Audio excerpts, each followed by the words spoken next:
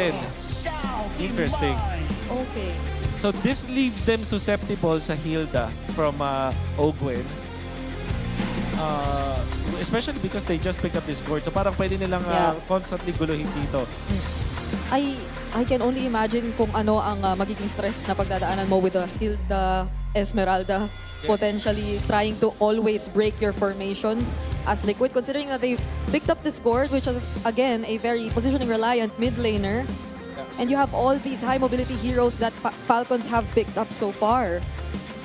This is so interesting kasi parang magre-rely na lang din sa damage ng TLPH sa kanilang mga windows of opportunity. Oh! Okay. What is that? That is... Padang. Oh, okay. So, di ko kasi kita from dito. But it's the Badang. Here we go. Game 2 upon us. Team Falcons got smacked in the face in Game 1. This draft, I have to agree, should be able to go ahead and solidify a win here in Game 2. And I have to say it too, man. As a Gord main, yeah, I'm a little scared of this lineup that Team Falcons brought. Yeah, theory, on paper, very good. Double support emblem, you get one of the XP, one of the Badang, so they get way much faster cooldown reduction at the same time. Shields for themselves. Ooh, that right there. Good aggression in the mid by Ogwen and Haji, knowing that they have the Cryo. But then how well will Falcons fare for Turtle 1s to 2? Because that's where they got trumped in the last one. If they do better then yeah, they can coast. Uh-oh, throwing out that projectile. Sanji spots 3. Kyle comes through, force flicker out of 2 here. Already Liquid get flushed out of their own side, but Carl Easy the GOAT, slowly but surely mirroring the steal, and he gets away with it. Oh, he gets away with it too. Oh, and and he got that. Got that too. That's not good if you're Team Falcons. They spent way too much time trying to mirror what Carl Teasy was just doing freely, right? Yeah. You can see that kind of minor delay is going to have an effect on Kyle for now.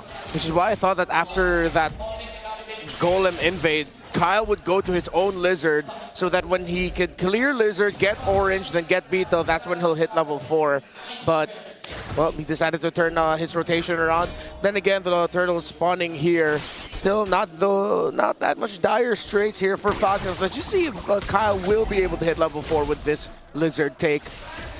As Carl is already level 4. Yeah, he should be good. He should be good. So he'll be okay for the first Turtle.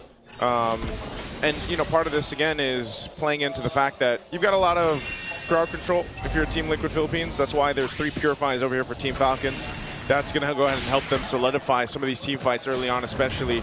They've got control of the first Turtle. Kyle will work on that while the rest of TL is in the zone. Carl Teasy will go ahead and walk up on this Fredrin, see if they find out for it. Sanford taking that white brush to the right. Quick knock up onto JP. Ogwen steals the turtle. And now JP running away very low. Crimson Beacon on the Sanji. Smashes Carl Easy in the middle of 3. Carl with a fade away. Appraiser trap. Still gets taken down, but Kyle gets faded out 4. Super Marco early rotation. Blazing to it underneath tier 1. 1 for 1, but Falcons get the turtle. Yeah, really good there that Sanji was able to get the missile projectile in the gush onto Kyle to secure that kill. Falcons would be able to get the turtle though. Still, Liquid got to balance it out. The EXP lane flap had to rush the Dreadnought armor because he is backing the support emblem. It's good, but the bad thing is you're not as tanky. You're very squishy. You get faster shields, but the Paquito can delete it. Whoa! Speaking of, Sanford comes through. There's the crack and the punish from Falcons as Ogwen takes down 40. I'm glad to see the Badang in action here in the hands of Ogren, who suffered a whole lot in Game 1. Now he's up 2-0, helping the tempo with this lineup from Team Falcons as they continue. Flap right on Carl Easy's face. He knows how to play against this Fredrin. Appraiser's Wrath, but still Flap once more. Yeah, just sending him back. Kyle will be able to get the Beetle here. Carl still makes it to his Orange. So looking at the draft picture, wait, Ogwen. Oh no. Mounted by Daddy JP, flickers back, some shields, keeping him topped up. He's taking Daddy JP all the way this deep.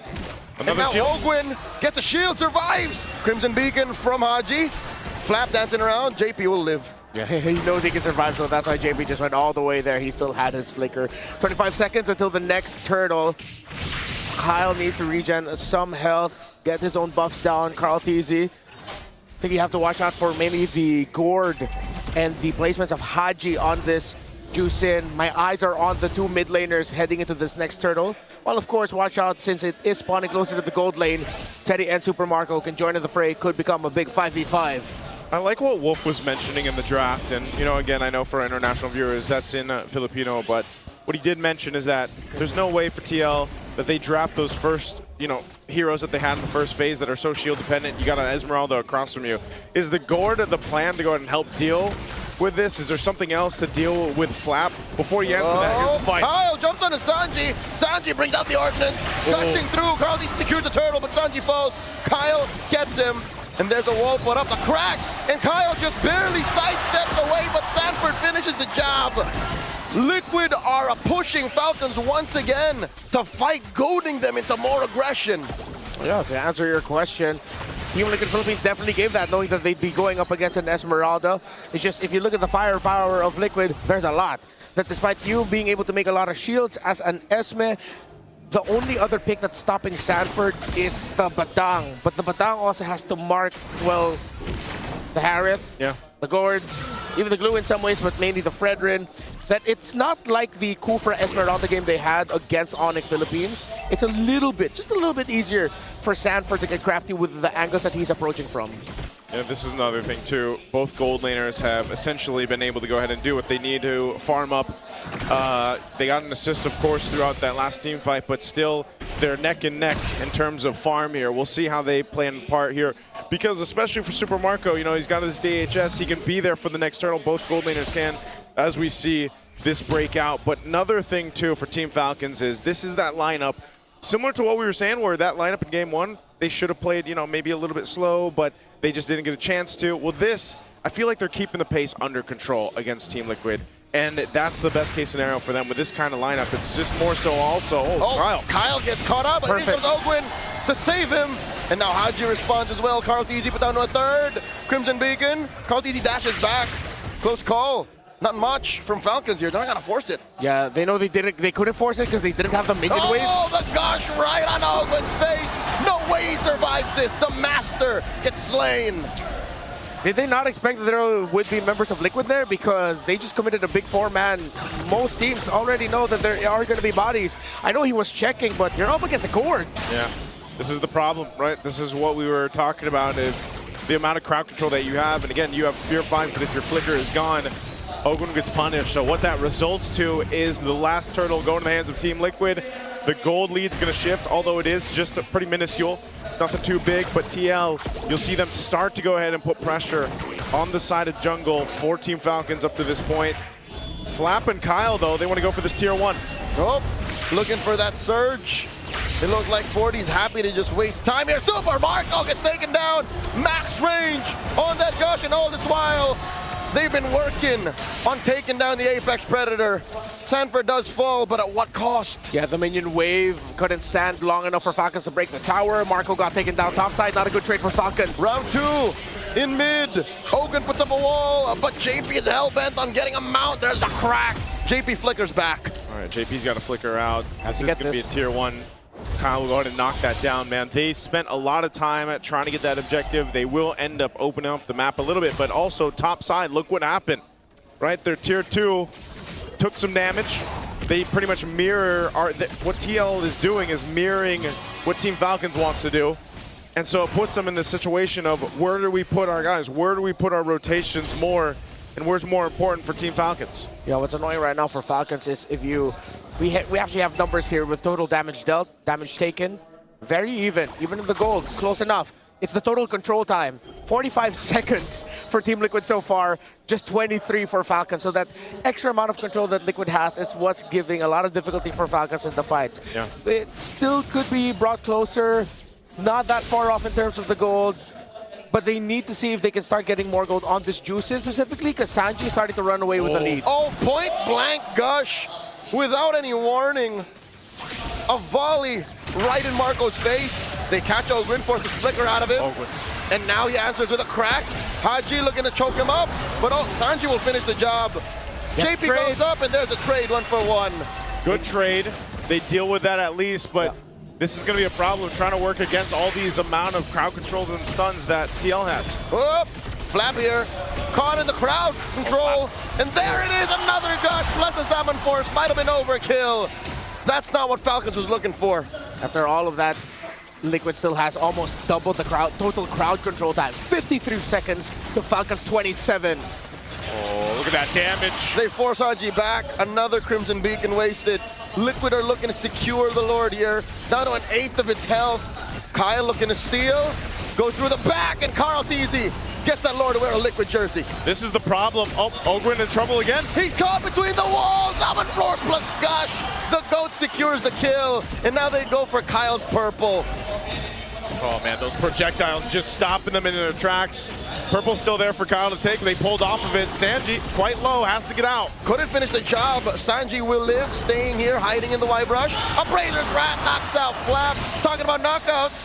Sanford looking for more, forcing a defensive surge, but Sanford will find a Marco with a brrrr. Blazing Duet taking down 40. There's a shutdown. Yeah, Falcons needed to get something there because this is getting completely out of hand already. We talked about Turtle 2 and Turtle 3. That has extended up to Lord 1, with which Liquid was able to get freely, as we saw. Falcons will be able to stop this from getting any charges. Still somewhat close, but they're putting all of their eggs now on Super Marco at this point. Yep. Haji does have a Sky Piercer. Don't believe the graphic. That's only supposed to be one Sky Piercer. We're okay here. Don't worry. That's not two. There's not a new build you don't know about. But it seems like the drafting philosophy of Liquid for this series is just pack a lot of crowd control against a team that has a really good team fight. They've respected Falcons' ability to fight, what they showed off against Onyx, and they realized we can just bring back an old favorite. Spam Fredrin, pair it up with even more crowd control, damage EXP, old school favorite in a Paquito, and which is why this was an important match for Falcons to, a game for Falcons to win. Because if they want this, then they're thinking already, okay, we still have an answer to Paquito. If even after the Esmeralda, even after the Badang, they still cannot take out the Paquito, then they have to start committing bans to take it away from Sanford. Yeah, they won't want to take that away. They're trying to hold on to what they can in their base here. But this is the thing. Now you got a Divine Glaive. Another projection plus Gush combo puts Flap at half. Yeah, that Divine Glaive last pickup is enough. You know, it's been the Glowing Wand and the Lightning Tranchant, and Sanji's already capped up 5 kills. So what more now? And it's so surprising to see, again, you know, Carl Teasy picking up the Fredrin back-to-back after what we saw even in the last games. We saw, oh, hold on. Another Gush comes through, taking down Ogwin, just like that. Kyle Teasy can't even sniff his purple. And Ogren knew that he didn't need to commit his ultimate there to try and salvage that. It would have been too difficult for Falcons to take that fight. Marco, ouch. All right, shield's gonna pop here. Down on that bottom side, again, TL, now it's 4,000 ahead for them. And it seems like Team Falcons is in that same situation that they were in Game 1, where it's like they just have to respond to TL, you know, putting the pressure wherever they decide to. How do you get around these projectiles? How do you get around those little mini crowd controls that this lineup that TL has? Oh, it's even tough to say because you already have the purifies. But then even if you purify, there's already a good chance Sanji is blasting you. It's a cop-out, but play better. Out-execute them. Liquid are just really executing. Falcons, theoretically, we said it, have all the tools that they need. It's just how do you execute that when the other team is just so good at it? Kyle is so far off. I don't think he can make it back in time. They've already picked a fight with Flap and Haji. Oh, Flap here, gonna get taken down very, very quickly. Crimson Beacon by Haji. 40 versus 2, Kyle and Ogwin. There's no way. There's no way. Sanford flickers back. Sanford buys enough time in the 1v2 while TL took out Flap. Oh my lord, another Gush, Crimson Beacon. Tele helps Sanji finish the job. And just like that, another message sent and received. This Lord belongs to Liquid. Go next, Sanford, perfect placement. Put himself in right bush mid. Waited for Ogwin and Kyle. Liquid read their rotations. This is the Liquid that just knows everything that's going on. Yep. They expect what you're gonna do next, and they already put themselves in the perfect place to answer it. Rennie, I'm gonna have to agree with you, man. And I'm pretty sure some of the chat's saying it too. You know, ban the Paquito or take the Paquito away from Sanford. Yep. The amount of value and efficiency that he's having on this pick is too much for TL right now. And maybe even again, you know, considering how do you get through all this? You have Purifies, you have to outplay them. but every single time they approach a fight that's started up by that stun, you lose someone. Just like that, in a snap, FLCN gets erased off the map. And he's supposed to be a tanky hero here with this, but when you're just burnt through like that by the Mystic Gush. Diamond Force, Ogwin flickers back just to save himself. Lord still standing, more than half health. Carlteasy catches Haji. Crimson Beacon flicker back. Super Marco wailing away, taking care of the Lord. But Liquid will continue to push in, demolishing that mid lane inhibitor. All right, base turrets still one stance for Team Falcons. They'll hold on to it. But TL. Oh, another gush. Carlteasy surges back. Another stun. And Ogwin gets picked up once more. Teddy is on a rampage. Boom! Blazing duet from Marco plus the freeze. JP here flickers back. Carlteasy with a Appraiser's Wrath of all Appraiser's Wrath. Kyle? Taking down Marco. Kyle looking for more double kill for him. Kyle easy shot down. Kyle goes down. Knockout striking Haji versus 2. And there's the wipeout. The KDA machine gets 3 stacks. The machine says, not in my house. We're not going down with a fight. I thought Carlteasy delivered the dagger with that taunt, with the Appraiser's Wrath, perfect to delete Marco in an instant. But then Falcons swing back with Kyle through Haji. Signs of life for the Falcons. A messy fight there for Team Liquid, potentially trying to end the game off this push. Look at the replay here, how this planned out. Winter Crown, Blazing Duet, when he gets out, the taunt is perfect. And with all the damage Carlteasy took, it is an instant delete on the Claude. But Kyle went in perfectly. Since Teddy already committed the Zaman Force, when they went for that initial push, he didn't have it. And then Falcons just countered through their juice in, which now has 3 stacks on the Skypiercer. A millisecond of hesitation would have led to this ending right then and there. But Haji said, nah, not like this. From red side last night, starting game 4. No, game... Yes, game 4. Game 4, yep. Yeah, Game they 4. started to clap it back. This could be that. Hey, Renmar, I think they just went with the, what we mentioned, they just got to play better. Well, when that team fight, they played better. But this is the problem. The Lord still controlled by Team Liquid. Does Team Falcons take that? Do they just defend and they're going to try to get a range here? Haji looking for the choke out. Oh! He comes in, gets deleted. He was hoping on a dream and they're a man down. Ogwin gets mounted by Daddy JP. Oh, the timing with a Mystic projectile was on point to take out Kyle. Ogwin is out. It's a 3-man defense for Falcons. Liquid can smell it. Liquid are slowly galloping towards their base. Endable. Yep, they got a wave pushing in. They're going to try to defend. Gush forcing out the Crimson Beacon and Sanford takes down Haji. The base is up next. Marco with a Blazing Duet, the Hail Mary play. Minions get wiped out, but Liquid takes down Flap. And just like that, Liquid take another